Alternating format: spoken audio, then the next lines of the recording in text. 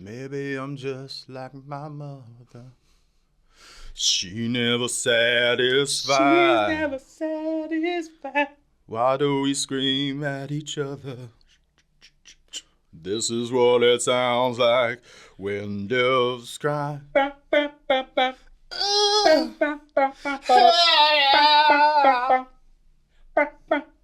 we fine? Right. Ooh, dude, that sounded good actually. Oh. But a lot of people, that's their story. Good times, Noodle Salad.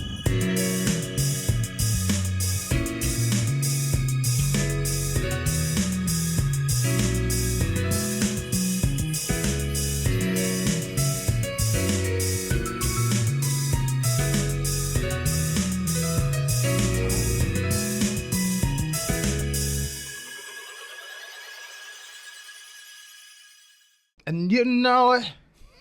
And every time I scratch his back. Every time you scratch your nails down someone else's back, I hope you feel out. Yeah. Can't do that. And I'm here to remind you of the mess you left when you went away. It's not fair to remind me of the cross I bear that you gave to me. Yeah, ought to know. You could do the mesmerizing part. I'm anxious, and that face is scaring the shit out of me. Oh, no. Do you know the story behind that song? She was dating David Coulier or whatever his name is from Full House. Oh, and he broke it off with her, and she wrote a song about it. But dude, they're like, he was like in his 30s, and I think she was a teenager. Yeah, probably. Maybe very early 20s. That's anyway. Everybody that's got money dates way younger. I don't understand that. I don't understand, like, just because of like control, like, hey, I'm the alpha because I'm 15 years older than you. Well, I actually have a theory about this somewhat. Is that I forgot to put alcohol in there. I think if you make okay money doing whatever you do, and like you've been single, like I'm 37, right? 38 now. Damn. I'm 38. So when I think about, I want to settle down and have a family, it's like, am I going to meet another 38-year-old and do that? Probably not. I mean, it's going to be a rarity to find that. So I don't know. And I think if you have some money and you're doing well and you don't need someone that's also a breadwinner, so you can like multiply your your finances that exponentially. I don't know. I think some people are just like, hey man, I make a decent living. I'd rather just date someone younger and maybe start a family. Do you think that's what it is? But I wouldn't date someone. I think it's more of a control thing. I think it's easier for a man to do exactly what he wants if he can control his partner. And I think it comes with, it's akin to what you're saying, but like if I have financial freedom, I have fuck you money, I have financial freedom, I can do what I want. Everything, all of my nuts covered, right? Now, if I bring someone in who makes the same amount of money and wants to, I don't know. If we make similar money, now we're gonna use our combined income to increase our lifestyle expenses. Well, now all of a sudden there's no control to be had. Maybe. I think it's a control thing, man. I think that's why guys like dating younger chicks. I mean, I don't know that. See, I don't want to say this out loud because I could be wrong. It might be great. But I don't know, when I think about, all right, the next person I meet, I'd like to settle down and start a family. Yeah. Do I want a lawyer or a doctor to do that? I don't know. It'd be difficult with someone that's career driven. That's what I mean. Someone that's that ambitious and works as much, if not more than I do. Well, what's the point? It's like we're now at that point, we're rarely going to see each other. When we do, it's going to be just, and say we do start a family, it's going to be just family. I don't know. It's hard to say, man. Should date a teacher. I think there's layers. They work 7 hours a day and have 3 months off a year. Yeah, that'd be cool. But dating a teacher is like the greatest. Dating Paige has been fucking great. She's a teacher. She has all summer off. Yeah. So if we want to go on vacation, we do it in the summer. Yeah. And she works, at one point she was working 3 jobs. She's a professor and a high school teacher, and worked at a center. I think that would be cool. But I don't know. Not that you should limit who you meet to a certain occupation, but no, but I think it does at this age. It makes a difference because it's like, all right, well, I have to make a choice. Do I want to have this exponential increase in overall finances, or am I more focused on family oriented future? Dude, I tell you what, having somebody that is rock solid, stable makes such a huge difference. And yeah, that's really hard to find. Dude, I mean, nowadays, I don't think it is. I don't think it is. I mean, maybe Paige. Don't get me wrong. Paige is an anomaly of a woman. She's like I've said it before. I couldn't design someone better for me. I think it is, but I think I don't want to say you got lucky, but you got lucky. You got lucky in the sense that, I mean, how many people had you dated or kind of talked to and stuff beforehand? And some people, like myself, have had years and years of that where it's like, oh, this isn't going to work. This isn't it. This isn't for me. Sure. So, yeah. Or vice versa. It wasn't really for them. Yeah. But people... But you got to have boundaries in place. You can't, I think, I do think that you have the tendency... There we go. I do think you have the tendency to kind of excuse somebody. Mm-hmm. Well, she does this, but she's these circumstances. Yeah. So I think you allow people to break your. Why don't you just put it on the table? It's really loud. Is it? All right. I do think you excuse people when they don't meet your. Like, you'll set a boundary and then you'll be like, I mean, I don't know. She had this hard stuff happen and that's why she doesn't meet this expectation, but that's okay, I'll be honest with you. My boundaries are, if I were a stickler on what I want, and I'd be single forever. I don't even like the personalities I deal with on a daily basis. I mean, I do, but I don't. But you have to stick to your boundaries, because if you bend on your expectations, then you're gonna get involved with someone that you're not satisfied with who they are as a person from the get-go. And then shit like my last serious relationship. Maybe I'm just like my mother. She never satisfied. Why do we scream at each other? This is what it sounds like when doves cry. Are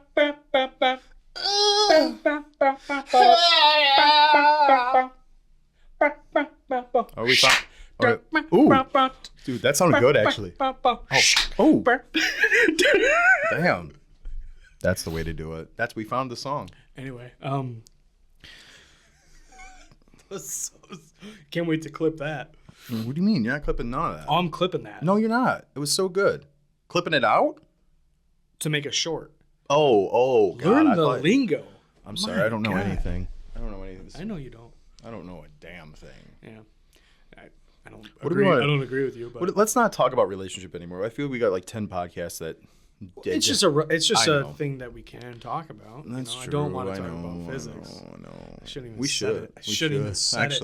I shouldn't even said it. I said treat to a dog. I said fucking bomb on a plane. Whoa. It's not that serious. Well, no, we won't talk about it. Okay. I don't want to tell you what you can and can't talk about. I just know that it is interesting, but also sometimes I like it. No one. Remember one time we were remember one time you were talking about physics, and we were on the phone. I was driving. It was raining, and then it stopped raining, and I left my windshield wipers on, and you just hear. And you're like, what is that noise? And I was like, that's my eyelids blinking over them. They've glazed over so hard while you've talked at me about physics for an hour that now I'm trying to scrape the Timbits glaze off my eyeballs. That's so funny. Yeah, I'm a nerd, man. I'm a nerd. You know what?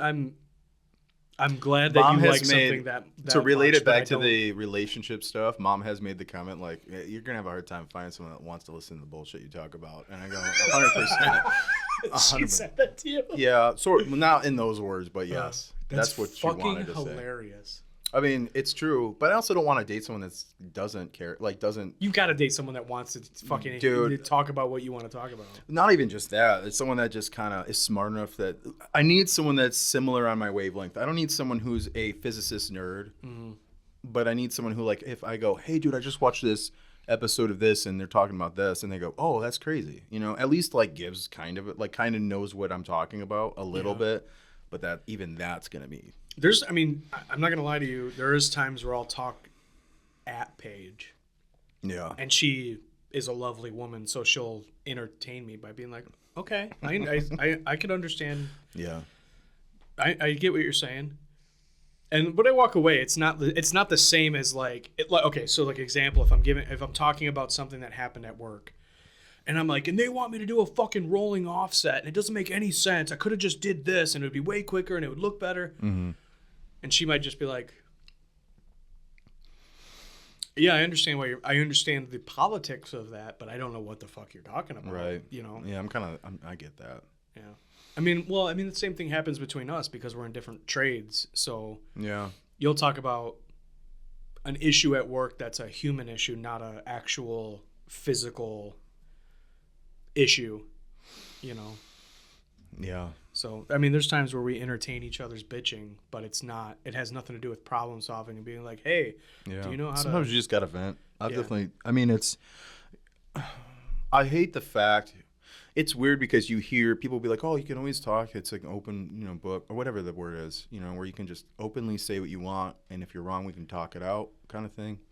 You get a lot of that, but then you're also like, man, if I said half the stuff I thought, sometimes it'd be pretty, I wouldn't say offensive, but it would be. At work to work people? Yeah. Oh, yeah. That's a different thing. No one's your friend at work. No. You can be No, because I've made comments that were, in my opinion, pretty kosher, benign. Yeah. Is that the right word? Yeah. Would that be a good contextual word? That's a better word than but not like pretty benign, but also has some feeling, emotion, and maybe some opinion behind it. Yeah. That's not really offensive, and it's been I wouldn't say thrown in my face, but it's definitely been brought up in future conversations. Well, and then you said, and they'll be like, well, do you remember when you said this? It's like, I need to know. Like I made the comment of if this because someone had a very specific conversation with me about I just want to what do you view your future being here like? And I'm like, well, I mean, I would like to do whatever I can, whatever's in my wheelhouse or whatever my capabilities will allow me to do. What are you doing? I want to write something down. Oh, okay. And that was there. So I gotcha. All right, cool. Oh my God. Yeah, it's gonna be loud. Wait, hold on. Let me write this down. Hold on. Okay. Shh. Oh my God. We need a different table. This is insane. Or different mic. You know what I think would that's fucking hilarious how loud that is. Yeah. I literally just wrote 2 words to remind me to bring it up later. I think what we need to do is maybe mount these to something other than the table. Well, for sure. Because I think the table is resonating into the springs of the arm. Yeah, 100%. And then it's like... Yeah. Yeah, anyway. They need to be mounted elsewhere for sure. Yeah. So you were saying you want to get something to set the drinks on. Yeah, but I think the opposite. I think we should get some little tables or something. If we had wall-mounted shelves, little wall-mounted shelves or something. They also sell and crimp to that. They sell there's a ton of options we could do. Or we could just figure out a way to mount these to the wall. Well, they sell. I was gonna say they sell attachments for these. Yeah. Well, for any of them. Dude, just some angle stock. They sell some angle stock and a couple of screws, just like a angle iron. Yeah. Screw right through the wall and you crimp right to that. Yeah, 100%. We should do that. Yeah, we can make it easy. But anyway, sorry. Yeah, no, it's good. I don't want to get too into it anyway. Yeah, because you made editing work for me. I was bitching about some stuff. It's okay. I mean, you vented, but like we went from podcast relationship to like, oh, I'm just talking to my brother, and then I was like, fuck, I have to go through the entire podcast and make sure that we. Well, originally we weren't going to, and then I had a conversation elsewhere, and then it made me realize, ooh, I probably, if anybody saw that, in my professional, they'd probably be like, that's probably not a good thing to do. Yeah, it's okay. I mean, you're allowed to vent for sure. Future opportunities might. Yeah.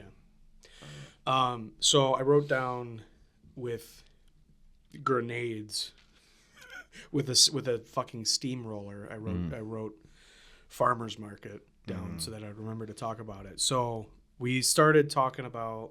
I talked a little bit about this with you yesterday. Yeah.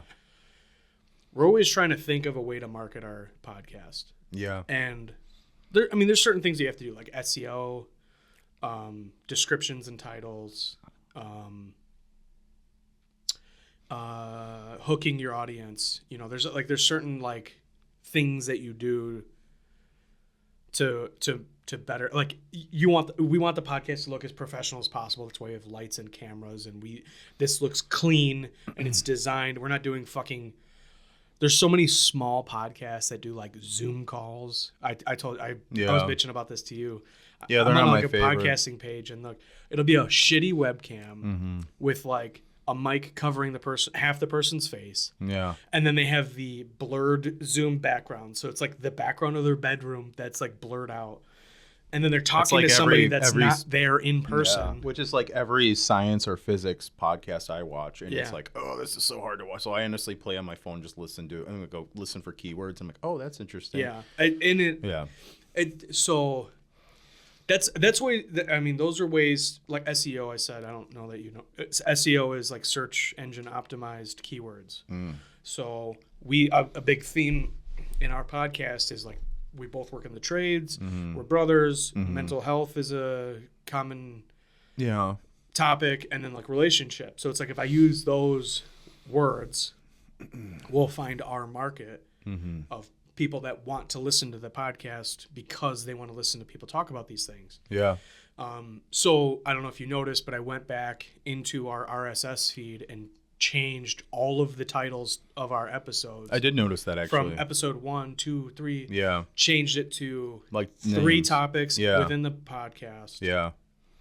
Every one of them is called like like heart and mental health. Yeah. And the triple tit from Total Recall. Right? Yeah, yeah. You know what I mean? So like they're all titled in a way that if someone was like, I want to listen to a fucking podcast, I don't know, a mental health podcast, and then they might come across our stuff. Right. You know what I mean? So anyway, that's SEO. To land my plane, because I've been taking the fucking scenic route. I've been driving all the lake roads to look at the mansions. No, you said a really important stuff. Honestly, the SEO stuff I didn't know. Yeah. That's cool. I don't know the details, which is good for me because I do other ventures than just this, and I'm sure eventually you will as well. Right. And so in your case, I would say that if you're trying to optimize your search engine results and drive traffic to you, you would not just say the title of the song alone. You would say composing practice. Well, I'll be honest with you. I think I don't know if this is correct, but I think the reason, because we had the conversation about titling the tracks. If I was doing it professionally, a lot of professionals will title their works, not all nowadays, it's different now, but traditionally it'd be like Piano Concerto No. 3. Yeah. Who the F cares? So instead of that, I title it This Is Life, because it resonates with, sort of a gloomy, but also like that. By the way, I was going to bring this up to you, and this is akin to what we're talking about. Yeah. That title and that video was confusing, and I know you. Because it says This Is Life Tracking. So I thought it was a video bitching about how difficult it is to track. And I watched it. I'm like, I don't understand what he's doing. And then I realized the title of the track is This Is Life. So he wrote This Is Life Tracking. So I thought it was a commentary of like, oh, this is my life tracking a thing. Oh, I meant to put This Is Life in quotations. In a previous video, I had another video that was titled the same, and it was the exact same thing. It just didn't have the mastered version of it in it. I put This Is Life in quotations. Yeah. Well, people that follow my page are gonna know. Yeah. Because everybody, a lot of people that follow me were like, you need to make this into an actual track, and so I did so, and I'm very happy with the results. But I also wanted to show me playing. I want you want to showcase what's happening. I want it to be like, hey, I actually this is telling the story of the song. Yeah, I played just this playing into, the song is not a story. Me performing the song and actually tracking it is a story. Right. So I think that's a good. I don't know what to call it. A series. That's a good series of videos to do. Mm-hmm. It's like, hey, this is me mastering this track. Right. How I master. Mm-hmm.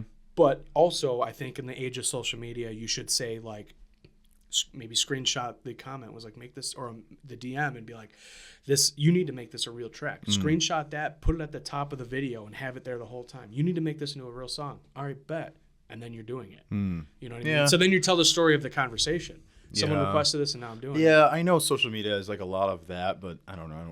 I don't care that much to get that serious into it. And like, it's just about hooking. It's just about hooking the audience and making them go, oh, I want to see the result. That's true. I tell, like, not that you're doing this, but if someone puts a piano video in front of me, and I don't really care about piano, I'm interested in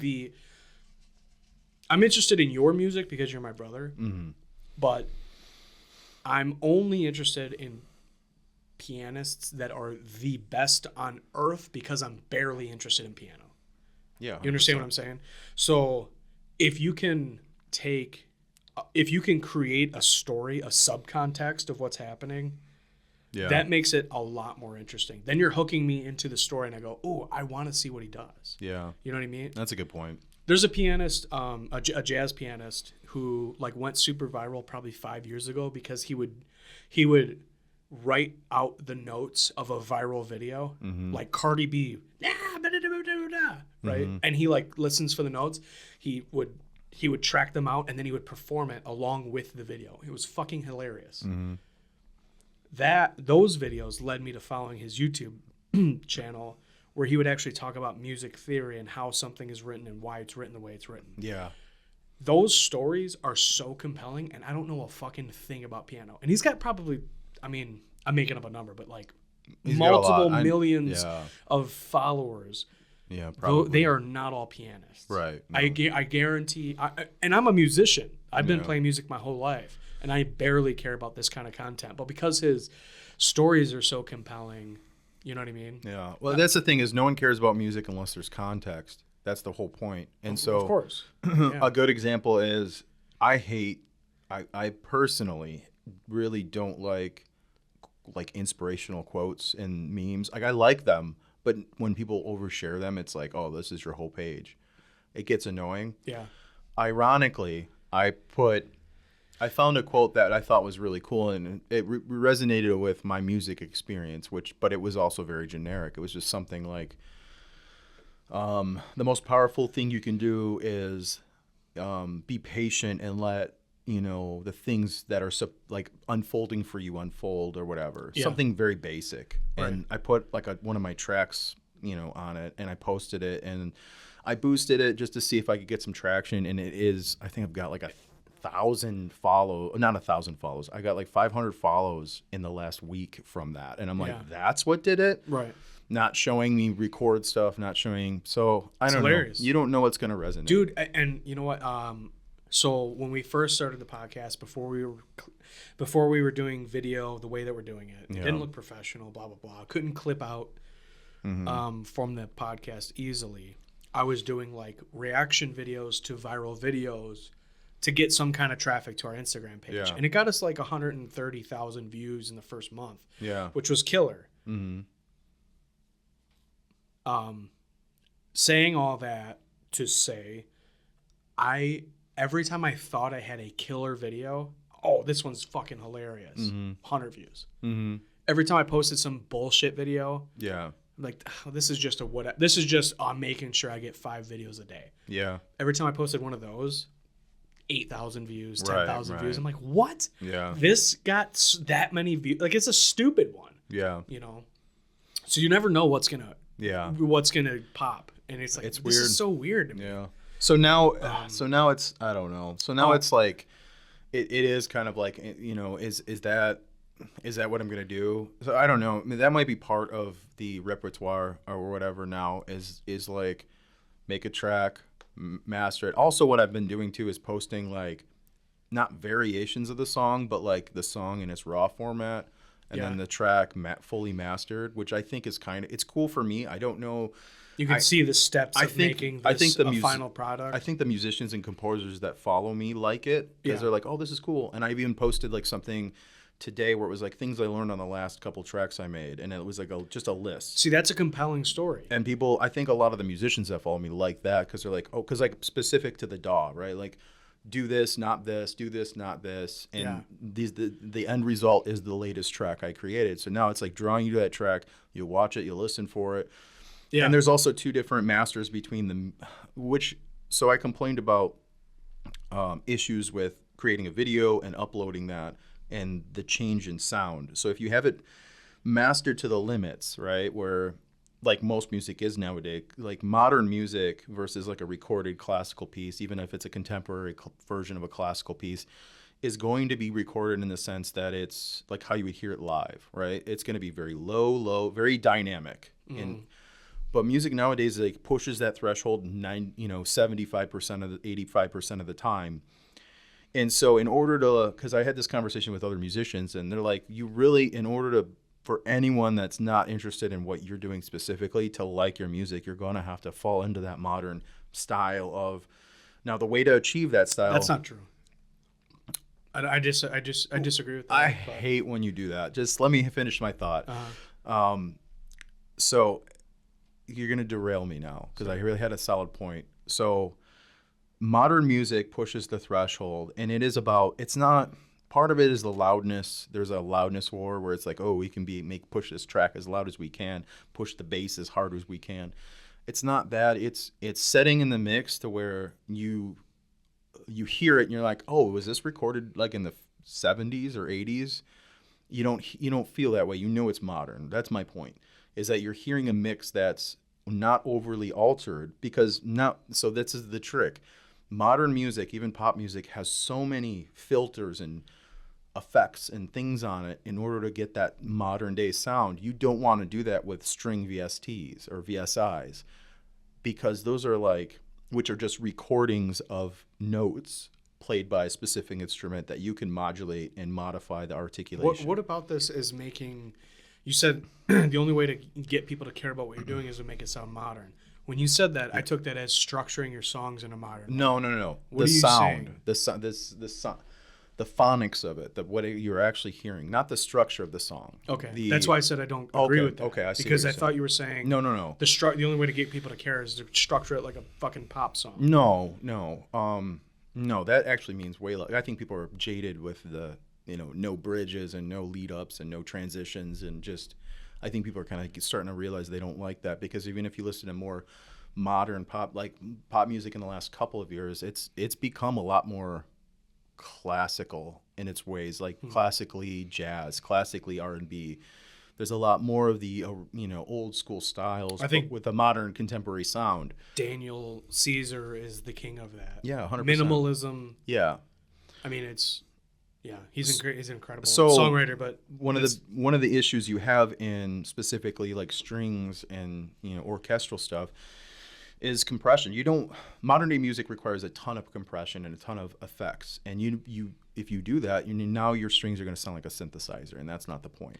So in order to modify that, I've learned some tricks to to push the envelope as far as limit, the sonic limit, and also where it sits in the mix, without compression, without a ton of effects, and without a ton of things that will spoil the sound, that will change the dynamics too much.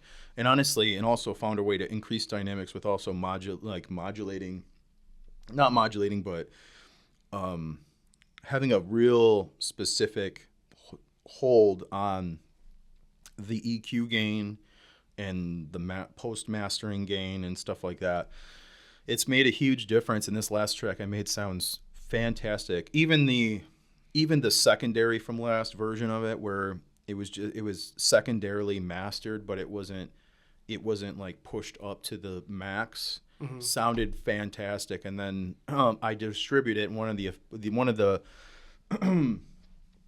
of the things that the distribution site provides is a final mastering thing. So I was like, well, I'll try it, because sometimes it doesn't sound great, and I like the prefer the original master. Well, then I listened to it and I was like, oh, this sounds so like it still sounds orchestral, but it sounds modern. It's pushing, the piano in the forefront a little bit more. It's pushing the strings a little further out, because I have them dynamically panned in the dynamics. It increased the dynamics a little bit more, and also just rose up the gain a bit. And I was really happy with the result. So I like both. The thing is, I like both. So, but you can't use that one in the videos, is my point. That's kind of where, I have to use that basic secondary mastered version for videos, because the videos are automatically, when you make a video and then you also upload it, it kind of raises that gain, and also raises the high end, not the high end clarity, but the kind of noisy high end parts, which are already kind of scooped in the mix. But like when they raise them, you know what I mean? So when you do that final mastering through the distribution, it raises everything. So you can't use that in the mix, because then what it'll do is that noisy shit that you would cut, like, 1.5 hertz or, or whatever, you know what I mean? Or I'm sorry, 1.5 kilohertz. I don't know why it instantly made my brain stop. It was like, what? That's not right. 1.5 kilohertz and 2,000 kilohertz. Like there's these specific things in the EQ that, like, you want the 2,000 kilohertz or 2 kilohertz, 2,000 hertz to sit well in the mix, because that is the foundation of your cello. That is even though it's a higher mix, it's what makes a cello sound like a cello, a violin sound like a violin. Like 2,000 kilohertz or hertz is the sweet spot. And if it's too loud, you hear the piercing bow scratchy noise. If it's too low, it'll just sound like muddled. It'll sound like a muddled synthesizer. You know what I mean? And I think even with like naturally recorded instruments, it's the same way, because really those VSIs are just recordings of people playing those notes, and you're just going, oh cool, I'm going to articulate this and modulate this to make it to sound natural, like a natural play, So anyway, this is all stuff that we started to learn probably. Well, I mean, we've been musicians our whole lives, but I don't know as much as you as far as mastering, obviously. But I started to learn a lot of this stuff from like Spectre Media Group. Glenn Fricker, I think his name is, or Fricker. I think it's Fricker. I think so. Rings a bell. But he, I mean, like you're sparking memories in me where he would, like, I learned things like there's a minimum volume on recording half stacks, because you have to hit a certain threshold for like the full sound to come out of those speakers. And then even when you're recording that, it depends on the mics. Well, that also depends on the distance that you're using those mics at. But I mean, there's all kinds of, God, dude, as a kid listening to music, I thought the recording, I've been playing drums since second grade. Yeah. I thought recordings of rock bands, that's what the drums sounded like. And that's why I was like so obsessed with the correct heads, the correct, like I want maple shells and I want coated heads and I want. Those sounds are engineered. They're all, it doesn't, like you could probably play on a beginner kit and sound pretty good with a good engineer. That actually brings up a huge point, and this is why I've kind of moved out of rock music and metal music and gotten into what I'm doing now, is because it's way less of that. It's way less of that because the engineering that you're doing is showcasing the natural sound of the instrument now, which is like the more natural, other than the piano. The piano in my tracks is a little bit more gain. It's pushing the threshold. It's got a little oomph behind it, but it's only because if it was just like a deadpan piano sound, it's not going to resonate in the track. So what I'm doing now is trying to minimize, right, the effect, the engineering of it. You're still doing a ton of engineering, but the engineering is using less. It's like, how can I use less and get the same result without? Because so that's a big thing in cooking. Not to derail you, but if you can make the natural flavors and essence of something shine with trickery instead of with fucking powdered seasonings. Yeah. You're doing something like you're doing some real work there. Yeah, 100%. You know what I mean? And so I think less is more as a stereotype, but it takes real skill to do less to make something shine better, you know, and I think there's definitely something to be said about that. It'd be easier to do like I brought up Daniel, sorry. No, it's fine. I brought up Daniel Caesar. Yeah. There's R&B artists that do so much in their songs, and it's I'll good. be honest with you, like even like R&B tracks, like I prefer a natural sounding drum kit than I do an over engineered one. Oh, of course, yeah. Like you hear like there's some, like for example, whenever a pop artist plays their track live, like on Tiny Desk or something, and they have a real drummer, and it just sounds so much better. It's just the natural environment with the natural instruments, slightly EQ'd on a mixer board. Oh my God, does it make me? I'm like, I don't even like that song, but I like this. Yeah. Why can't put this on a record? Why is that not on a freaking record? I can give you a couple of artists that, Her, with a live band, incredible. Yeah. Daniel Caesar with a live band, incredible. Yeah. But the biggest one that hold on, I want to guess. Oh my God, why can I not think of his name? The dude that did Redbone, that guy? No. Oh, okay. No, not Childish Gambino. Okay. Well, that was great. I never saw him on Tiny Desk, but I saw him No, it was on it was like an Audio Tree. Yeah, he did yeah. like a version where he did Tamia's So Into You. That's what you're thinking of? Yes. So incredible, right? Yeah. But it's fucking weird that I just was able to go, Yeah. I know what you're thinking Yeah, about. just pulled it right. Like, I'm barely saying words, and you're like, yes, I know. Yeah, I know what you're talking about. No. The biggest one for me was Anderson .Paak doing Tiny Desk. He's a drummer. He's playing drums live. Yeah.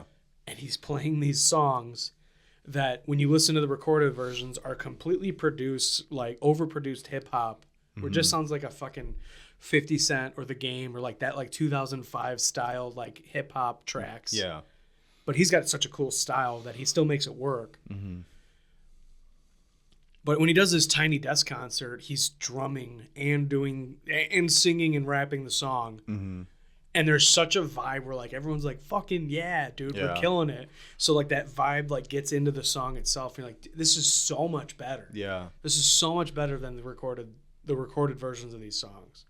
And then when he branched off and started doing Silk Sonic with Bruno Mars, I was like, yes, because now these two artists that are doing like pop and hip hop are now doing this 70s inspired fucking R&B group, and it's so good. It's so good, yeah. I mean, so good, yeah.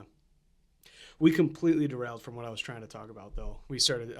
We did. I started to talk about, like trying to get eyes on the podcast, basically, and I talked about like some of the online marketing stuff that I've learned about in the last few weeks. But the thing I wanted to talk to you about, and we touched on it on the phone last night, is setting up a farmer's market booth. Yeah. You started to say, I don't see it. I don't understand. I still don't, but I think it's worth a shot. I think it's worth trying. So the idea is, all of the views that we get are online, right? Like obviously, but like all of the traffic we're getting is people that we know directly, which, you know, we have supportive friends and family, which is great. But and our view count is beyond our friends and family at this point, which is great. Yeah. But it's still just another podcast with another couple of guys that no one knows. Why would we why would we fucking commit to listening to your show when we don't know, we don't have any media to understand who you are. Like, we're not comedians. You're working on music and you're being a musician. That's cool. I'm just a dipshit who made YouTube videos on and off for the last 15 years. Great. My idea is to set up a farmer's market booth. The farmer's market near me is more like a craft show. It's like, it's not like, there's some produce stands, but like for the most part, it's 3D printed, you know, toys. Yeah. Cups. Everything. Cups that are like printed on that like have. It's like I want to say it's more flea of a, market. it's almost like, no, it's not a flea market. It's all new stuff, but it's mostly a craft. It's more a craft show than a farmer's market. Right. So anyway, I started flirting with this idea. Now I'm in the process of making it real. Mm-hmm. What I see when I go to a farmer's market is a bunch of bright-eyed, bushy-tailed women who are super excited to be there, Mm-hmm. and a bunch of men kind of getting drugged by the hand. Mm-hmm. You know, let me go look at the woodworking guy. Yeah. let me go look at the steak seasoning guy. You know. Yeah. And so my idea is, I'm not going to do a booth that's like, Good Times Noodle Salad booth. Mm-hmm. And then what? We talk at a farmer's market, and then there's just like an unbearable amount of background noise washing out our conversation. That's dumb. Right. I'm not doing that. So that idea, pick it up, throw it away. And then, so having all those men getting drug around by their girlfriends and wives, the idea is to make a dude booth. Mm. Like, what is it? What are dudes interested in? It's like beer stuff. So I'm gonna the idea is I'm gonna set up a booth where men can stop and like actually look at stuff they're interested in, instead of a bunch of trinkets and bullshit jewelry and fucking soap. Right. Which you're familiar with that. You served a sentence with someone who made soap. I was so confused at first. I was like, "What are you talking about?" You served a sentence with someone that made soap. Yeah. So the booth, the booth is going to be like LED pocket flashlights, like inspection flashlights, Yeah. pocket knives, beer koozies, Mm-hmm. sunglasses. Yeah. I even thought about like I could buy bulk picture frames and like print out random shit and frame it. That's cool. Like, Yeah. you know, I could print out like Harley Davidson logos or something, or Yeah. like maps of really famous racetracks. Like I thought about printing out maps of like the Nuremberg Ring, Yeah. which is like the fucking quintessential racetrack to test a vehicle in Mm-hmm. Germany. But anyway, so the booth is going to be full of dude stuff. And like I can't sell beer there, but it's going to be basically everything akin to like hanging out with your buddy in his garage. But it's like, hey, here's some fucking, you know, Yeah. all this stuff that's geared towards men. And like, so I've got a list going of things that I'm going to buy in bulk to be able to sell at the market. And that traffic is going to be me promoting the podcast. Yeah. Stop by, take a look at my cheap priced pocket knives and my sunglasses and my reusable silverware for your lunchbox and blah, blah, blah. But here's some stickers, and I'll give you fucking 10% off your purchase. If You know what's funny about this subscribe is this to our podcast. This does not land or resonate with me at all. So I'm just like, I think it's a good idea. I don't understand why It just doesn't. It doesn't at all. I don't know. I wish I could tell you why. It just does not. You just have an objection to it, No, but no, you no. don't have any reason. I'm not saying I'm not objecting. I don't object to it at all. My brain doesn't understand. It's like, why though? Because it's actual real traffic. 100%. That makes sense.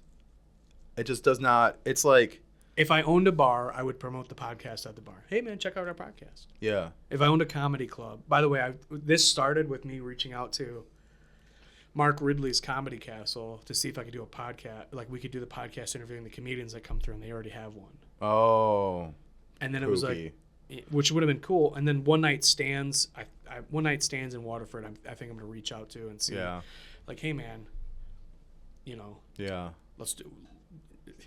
That'd be fun. See if your comedians want to come do our podcast, which would Yeah. be fucking sweet, right? But yeah, and hopefully that like we could build a relationship that's mutual. Like, Yeah. you know, my podcast gets traffic to your venue, and your venue gets traffic to my podcast, and it's mutually beneficial. That'd be fucking great. Yeah. You know, and one night stands is a small venue, and they, you know, but so I think that's like more obtainable than going to like Mark Ridley's, which is like the quintessential comedy, other than like Planet Ant. Like there's like that's like the quintessential comedy Yeah. club in Michigan. So, so maybe one night stands is more obtainable. Like, hey, I'm a real person. I used to live on the same city block as this business. Right. Anyway. I think that's a good idea. I think that's that part for sure. I like a lot. Yeah. I don't know how we would do it. Maybe if we could do it there, it'd be even cooler. I don't know if that that's would possible. probably be, well, this is like an hour away from there. Right. So It's not that gonna would be happen. the best If case there scenario. was a way to do it there, I would be down 100%. That'd be so killer, much wouldn't it? fun. Yeah. We get a couple more mics, and so we're set up. It's Yeah. not it's not gonna would It wouldn't take much more work to get it. not at all. And everything we have is easily to move, right? Yeah. Everything's easy to pack up and go. So that's exciting. Yeah. So yeah, I'm 100% in on that. I'm not. By the way, I'm not objecting the farm. I think the farmers market is a brilliant idea, but it's so off in left field that my brain's like, that's like the weirdest way to try to get traction, but also maybe not. Well, it was what it is. The idea is how do I get traffic from the public to meet me? Right. And if I can get traffic from the public to meet me, how do I hook them and get them to check out the podcast? I think, and it's like there's no way I'm gonna meet the amount of people I can meet at that farmer's market. Right. Then I could, like, there's no way for me to do. I'm not gonna interrupt people at the gym. Yeah. You know what I mean? I think, I've already done some yeah, guerrilla marketing bullshit where I've like put stickers on fucking right, gas station pumps and like in like fucking gas station bathrooms and like gym bathrooms and stuff. I've already done stuff like that. But I don't want to do that. I would rather meet someone, have a conversation with them, and be like, yeah, man, well, like, we have a podcast, and like, right, fucking check it out. Yeah. You know? And if I can make a few bucks while I'm there doing it every Sunday, fucking great. Right. Which I will be able to, because I've found bulk things that are good quality but cheap to me because I'm buying 1,000 of them. Mm-hmm. That I can resell for still cheap to the consumer, but it's enough to stop somebody and be like, "Hey, man, what's up? How you doing?" We have a pot, and we talked about, like, me and Paige talked about having like a screen up and like playing the podcast just in the background, not the volume on, but just to like show that that's what we're doing there. Have a banner made. I don't know. I want to get a sandwich board that says like "Bored husbands, come stop here," you know. So with that idea, I talked to the director of the farmers market, and she's in on it. She likes it. She likes the idea. She did push back a little bit. She was like, I don't think there's any bored husbands there. And I go, oh, so I had to backpedal a little bit. I was like, oh yeah, no, they all love being there. I love going there. Yeah. You're looking at a bunch, like, dude, for the most part, those booths are like, a lot of it is expensive shit that, like, I look at and I'm like, why would I buy that? Yeah, you know what I mean? 100%. Not to be like a hater or whatever, but like, I like going to those things, but then like when I see something I like, it's like so out of my, like, I couldn't justify it. Like someone that makes some woodworking shit that's what I mean. $500. Right. Like, who's gonna spend like someone that makes like photo frames that are just like slices of logs and stuff, but then they engrave designs in them and like crazy weird stuff. There's all kinds of I'm like, cool that's cool as hell, and then they're like $5,000, and I'm like, oh my god. Right. Okay. Right. Yeah. Moving on. Yeah. So. But then there's the quintessential booths at every farmer's market. Right. If you go to a farmer's market, you're going to see the same things. You're going to see 3D printed dragons. Right. You're going to see cups that like tumbler cups that have like sassy sayings on them. Yeah. Like, don't talk to me till I have my coffee. That kind of shit. I like the idea now that I'm thinking about it a little bit. Now that you've talked about it like a little bit more thoroughly, I like the idea because I think you're onto something, because it is a weird place of slight misery for men that are like, yeah, like some of this is really cool, but like I could never justify spending the money on this stuff. Right. So I agree with that. And to have a booth that's set pretty much just free, like random stuff. It's just like, hey, throw our podcast on and listen to us talk, and maybe provide some feedback on, whatever. Like, I think getting the feedback from people, because I think that would interest. Now that I think about it, if I was walking around and I saw a booth and like, oh yeah, we have a podcast, and we're just two skilled trades guys, just like basically men's men. And then it's also weird because we're both musicians. We also work in the trade.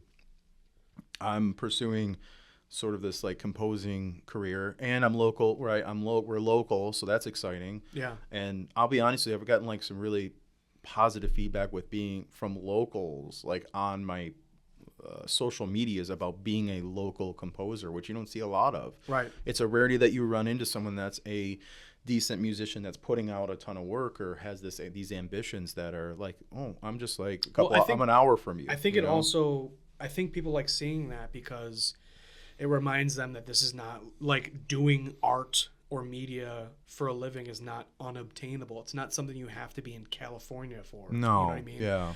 And so I think, and it also reignites like, oh, I used to have a dream in them. Yeah. You know, like I'm on this, I follow this like page. It's like, you know, skateboarders over 30. Yeah. And it's funny because it's literally an entire page of people being like, oh, dude, I loved this so much. And then I stopped when I was 16. Right. And then now I'm picking it back up at 30, 29 years old, 30 years old, 35 years old. And it's so like, I think talking to people about us doing something that's not just work related or like kid related or taking care of my property related, people are like, oh yeah. Like you can have a hobby that's like not just edging your lawn or whatever. I'll be honest with or you. Taking care of your kids. The feedback I've got from people that I've just started talking to again kind of thing. Not even, that sounds weird. That's not what I mean by that. People that maybe I was friends with in high school. Yeah. Like weird stuff, right? Or like people from the family that are not someone that we normally talk and stuff. Sure. Like reaching out and going, dude, this is crazy that you're doing this. Yeah. The podcast. I've gotten amazing feedback on the podcast from friends and family and old friends and old, family that we grew up knowing. Yeah. I've gotten crazy feedback on my music for that. Like I've had a friend that's like, by the way, like I've had friends that have been, that I played in bands with years ago that are like very, very particular and very snobby when it comes to music. Like I'm talking like elitist kind of yes, mentality, and then they're listening to your music, and they're like, dude, like I had no idea you had this kind of. Yeah. So like it's a source of fuel for us. Yeah. To like I've had friends reach out and be like, dude, I had two in particular friends reach out and be like, I'm obsessed with your podcast. When's the next one coming out?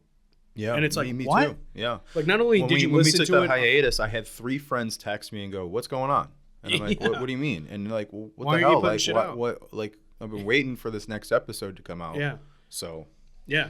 And so to be able to keep doing this. Yeah. Which like, I want to keep doing it, but to really incentivize us to keep doing it is if it can start paying for itself and then eventually paying us, which would be fucking great.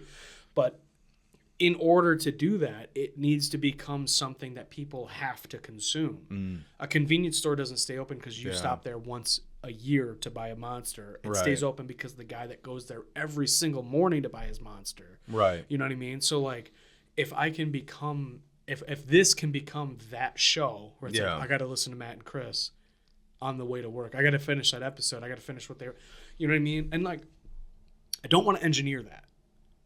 All I want to do is have as authentic conversations as we can and be vulnerable as we can and put out quality content. And if people like it and they gravitate towards it, then it'll be like the most pure version of what we could do here. Yeah. And I would feel content.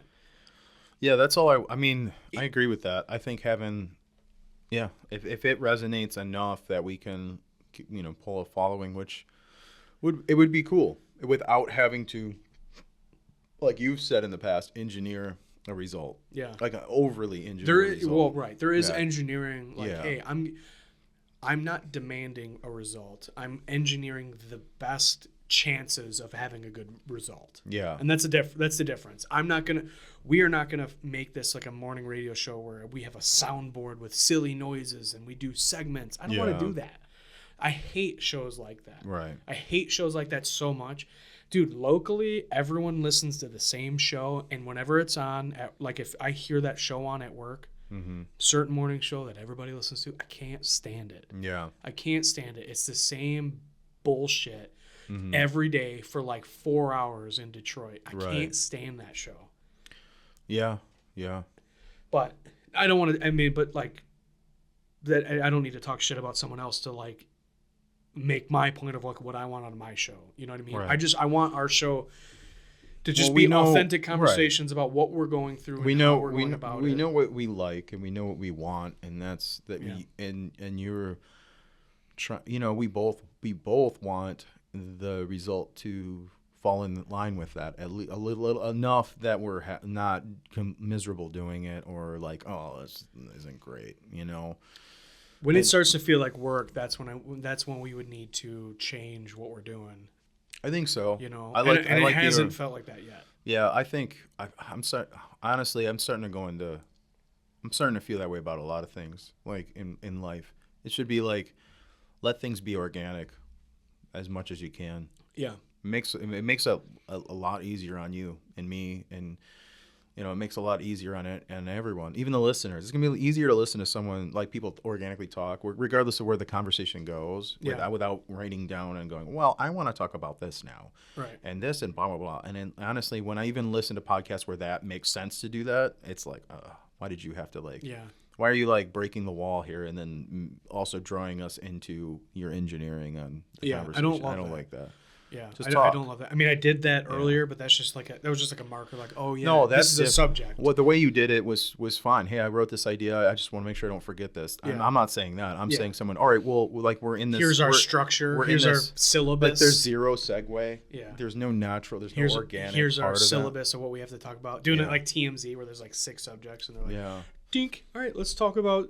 Yeah. Whatever. I was trying to think of a celebrity example. I don't even know anything that's going on in the world of celebrities other than like Mr. Beast might buy TikTok. That's like the only thing I know that's going on currently. Oh, and like some celebrity's house is burned down. That's awful. Yeah. I don't follow. It's weird. It's weird that I'm friends on Facebook with some like orchestrators and stuff that live in LA. Yeah. And so it's weird watching firsthand people I've talked about music with recently show videos of like the mountains burning behind their houses, and I'm like, oh my God. It's insane. It's weird to be. I've never California fires has been a problem for a long time, quite a handful of years now, if not forever. I don't know. Forever, yeah. I mean, forever. But it's weird, like, now that I'm connecting with people that live there, it makes it more real. It hurts. It's like, oh my God, like, I've just talked, like, what if that guy that you just kind of connected with that was like talked about projects and things that you're doing and is giving you this awesome advice, and then like something like to see that devastation firsthand from that person's perspective is like, makes it real. It's not, you're not a close friend, but man, it's like, oh, like you actually feel it, before it'd be on the news, you're like, oh, that's really sad. And I just hope no one gets hurt, and then watching this guy like pack up his piano, like watching a video of him packing up his piano and then zooming into like the fires, but like, a handful of miles behind his house. It's like, oh my God. Yeah. So yeah, I've seen a lot of videos that like, that's the craziest thing about this day and age of like social media and everyone having a camcorder readily available at any given moment. Like one of the videos I saw, this guy saw it's night out and his neighbor's fence was on fire. Yeah. So like the video is him he recorded him like filling up a watering can, ran over to his neighbor's fence and like watered down the fence, and like you can just see the fire's like a couple miles away still. Yeah. But you can see that like embers are like setting fires. Right. And you can and then you can understand how these things spread so fast. It's like, oh, just like this ember landed on this dry thing and now it's grown. Yeah. It's crazy, man. It's I remember I listened to Rogan's podcast, and he talked about he was filming Fear Factor, and he said during the fires, whatever, I don't know what year, but it was like more than 10 years ago, I think. They were driving up the freeway, I believe, and for an hour the embankment on the side of the freeway was on fire. For an hour the whole side of the freeway was on fire for the drive. Wow. Imagine driving from my house to your house an hour, and the entire time you're beside a fire. That's wild. It's insane. Yeah. 60 miles that are just on fire. That's actively crazy. Burning. And then, wild. like, dude, if that fire they brought up, if that fire gets a car, dude, now people are burning alive. Right. And then traffic comes to a dead stop. Right. Like, how, it's awful. We're super fortunate. That's one thing I've talked about, with friends is like, dude, we are so spoiled in Michigan. We're so there's nothing here except for the cold that'll kill you. Right. Like, there's coyotes, whatever. There's bears way north, whatever.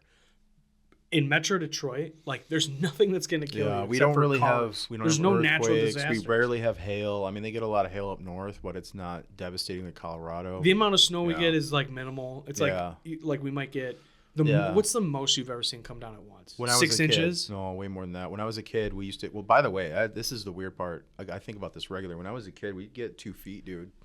All at once? Like over a period of a week. Yeah, I mean. Yeah, maybe. Like I remember Mom's driveway.